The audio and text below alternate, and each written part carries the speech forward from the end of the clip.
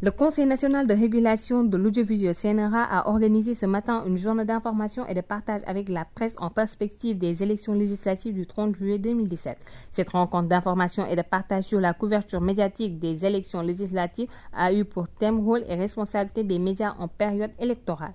Ainsi, les acteurs législatifs auront pour devoir le respect électoral et les normes professionnelles. On regarde de l'équité et de l'équilibre. Il s'agit par exemple d'émissions auxquelles on peut assister, d'émissions de divertissement, de magazines et autres types d'émissions qui ne sont pas censées traiter de la politique. Et il arrive que les animateurs introduisent ces questions-là, ces sujets-là. Et ce sont des sujets que les personnes qui sont sur le plateau ne maîtrisent pas.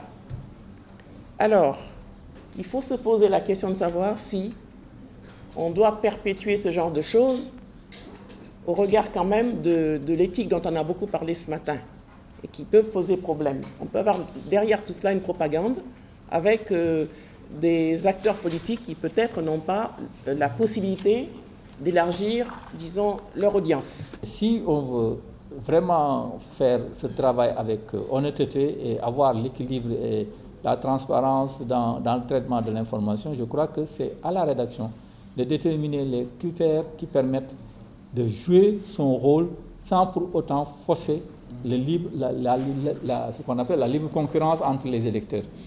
Et faire un commentaire, dire que une liste est a plus de faveur certainement des électeurs, ce n'est pas remettre en cause l'équilibre. Parce que dans une élection, forcément, il y a des outsiders, il y a des tocards comme on dit, et il y a des favoris. Et le dire ne peut pas remettre en cause forcément. Je crois que le commentaire est aussi libre en matière de journalisme. On ne peut pas interdire à des journalistes de dire qu'il y a un favori ou il y a un outsider. Et ça, forcément, on connaît les outsiders, on connaît les favoris, on connaît ceux qui n'auront rien.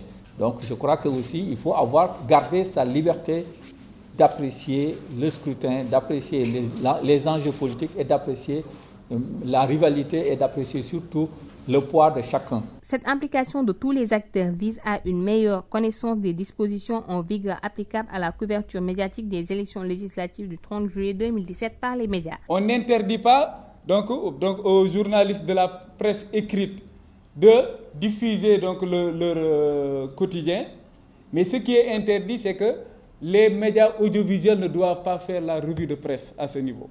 Donc là, peut-être ce sont les citoyens qui vont lire, qui vont découvrir ce qu'il y a.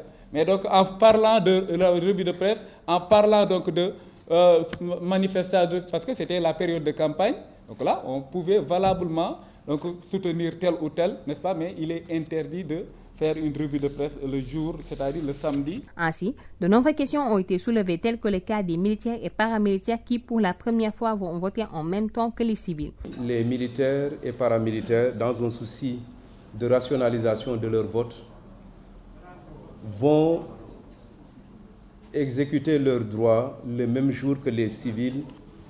Ils voteront dans les mêmes bureaux de vote, mais ils ne viennent pas s'ajouter. Tous les bureaux de vote ont un nombre maximum de 600, sachant qu'avant, le nombre pouvait aller jusqu'à 900. La nouvelle carte électorale, avec la nouvelle loi, c'est 600 personnes maximum, dont des militaires qui sont dans des bureaux de vote, qui ne sont pas identifiés par leur vote. Ils votent en priorité, s'ils sont là, et ils s'organiseront. Celui qui avait parlé de militaires en armes, nous ne sommes pas dans un état policier. Les militaires votent et savent voter. Ils savent qu'ils ne doivent pas entrer dans un bureau de vote en armes. Ils s'organiseront pour pouvoir voter. Rien ne s'oppose à ce qu'ils puissent exercer leur droit de vote. Pour améliorer les conditions de la couverture médiatique de toute actualité politique, le CNRA a décidé, dans une démarche inclusive, de mettre à contribution la Direction générale des élections et la Commission électorale nationale autonome.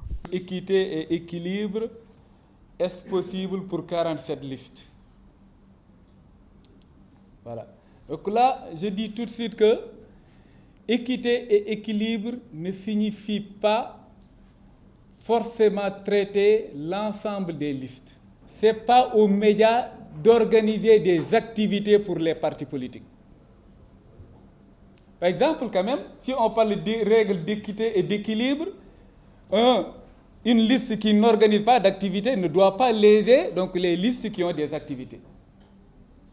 Donc, ce qui signifie qu'effectivement, dans ce cas, vous pourrez même voir des listes peut-être qui n'ont pas de moyens pour faire une campagne, ou bien des listes qui ne sont pas présentes partout, et par conséquent, donc là, vous traitez, l'essentiel, c'est, encore une fois, de ne jamais accorder vraiment une plage très importante, ou bien plus importante, de manière très flagrante, n'est-ce pas, à une liste. Parce que quand même, le service monitoring est là, Mamdiak, il peut faire des statistiques.